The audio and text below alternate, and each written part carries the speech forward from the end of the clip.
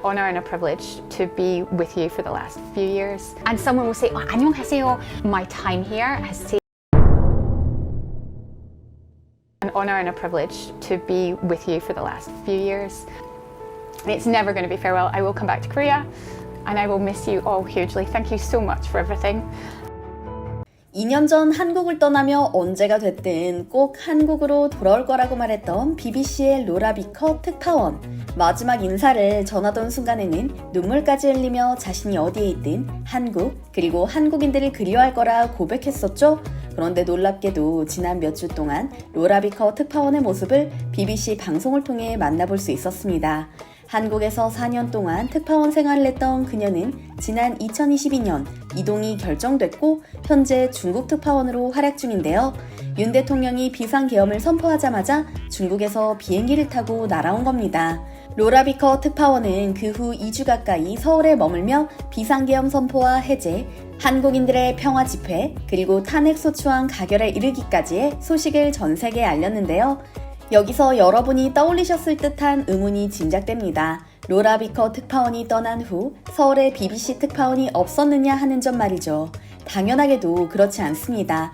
현재 서울에 거주 중인 특파원이 엄연히 존재함에도 로라 비커 기자가 합류한 이유는 한국 특파원 시절 그녀가 보여준 통찰력과 한국에 대한 깊은 이해 그리고 애정 덕분이었습니다.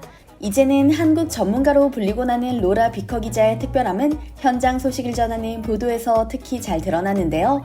코로나19 팬데믹 시기 한국의 우수한 대응 방식을 가장 먼저 전 세계에 알렸던 기자이기도 하죠. 심지어 그녀는 한국에서 지갑을 잃어버린 경험을 소셜미디어에 올려 엄청난 화제가 되기도 했습니다. 당시 속초로 여행 갔던 로라 비커는 귀중품이 잔뜩 들어있던 지갑을 잃어버렸고 지갑을 찾기 위해 자신이 그날 갔던 카페와 편의점 등을 찾아가 확인했다고 합니다. 그렇게 하면서도 지갑을 찾을 거라 기대하지는 않았다고 하는데요.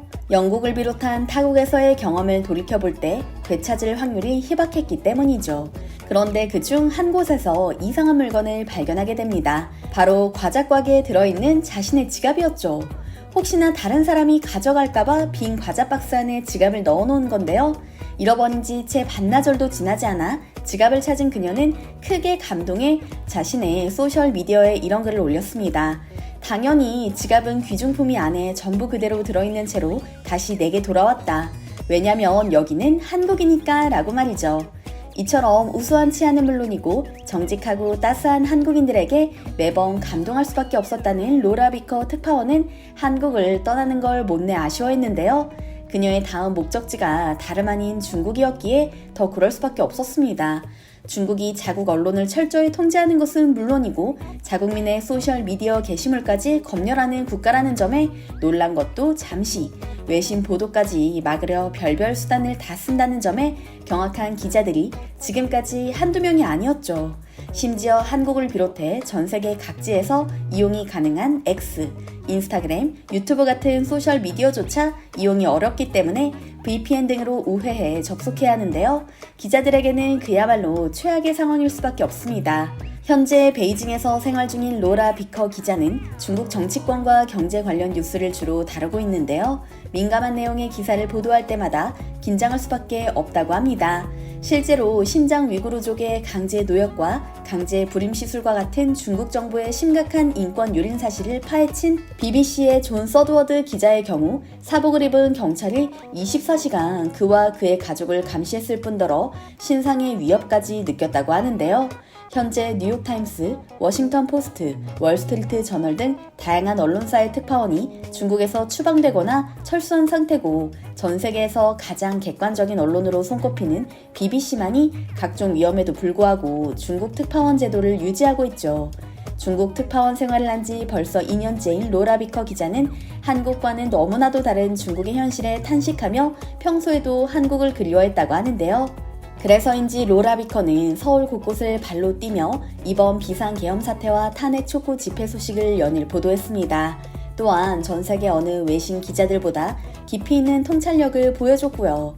팬데믹 당시에도 다른 외신 기자들이 한국은 유교의 영향력이 강한 나라이기 때문에 마스크 쓰기와 사회적 거리 두기를 잘 지킨다와 같은 얄팍한 분석을 내놓았을 때 로라 비커는 한국은 민주주의를 위해 투쟁하고 권력자에게 책임을 추궁해 대통령도 탄핵한 민주주의 국가다. 그들의 높은 시민의식은 민주주의로부터 비롯된 자율성이다 라고 말했었죠. 이번에도 마찬가지였습니다. 한국에 거주할 당시 한국의 가장 큰 장점을 정보의 정확성과 투명성으로 꼽았던 로라 비커는 이번 비상계엄 사태에도 그 부분이 명백히 드러났다고 말합니다. 윤 대통령이 온갖 변명으로 계엄령을 포장하려 했으나 국민들은 속지 않았고 오히려 빠르게 집결하는 이유가 되기도 했다고 분석했는데요.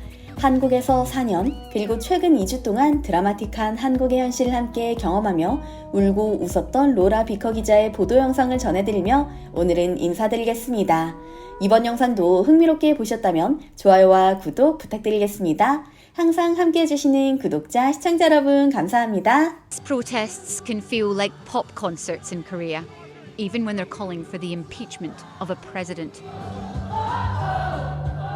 Young and young at heart sang together, united in the hope that Yoon Song-yeol will be removed. Yoon might think they can stay on for another 2 years as a lame duck president, or his party might think of other ways to get rid of him. But South Koreans have proved themselves to be resilient and determined protesters, and these demonstrations are only going to get louder and larger. With one last plea, the crowd pushed forward towards the parliament. South Korea are now challenging their politicians. And disconsolate but defiant, they have vowed to return. Laura Bicker, BBC News, Seoul. That had for decades fought authoritarian rule. For many of the young people on the streets that you are seeing partying now, their parents, their grandparents fought for democracy. Some of them died for democracy. And here they are once again defending it on the streets. And that is how they see it. Those parties will continue well into the night. This is huge, isn't it? This is huge for South Korean cinema. Not only is this an upset in winning Best Picture, but I think for South Koreans, there is a feeling of validation because for many years, cinema here has been at its best, but it's struggled to cut through globally. Here we have a director who is now internationally acclaimed, whose name is going to be splashed over the papers right across the world. And I think there's just not a single person you speak to is not. There is this feeling that the Korean culture wave is beginning to take hold. For many years it's been discussed. For many years people have said it's Korean soft power. Well, now we're beginning to see the results of that. Abandon Korea. I would like to say a huge thank you, sincere thank you to absolutely every single person who's come forward and spoken to me over the last 4 years. I realise how difficult that must have been to come forward and speak to, a foreigner and speak to the BBC, and I do not take that trust lightly.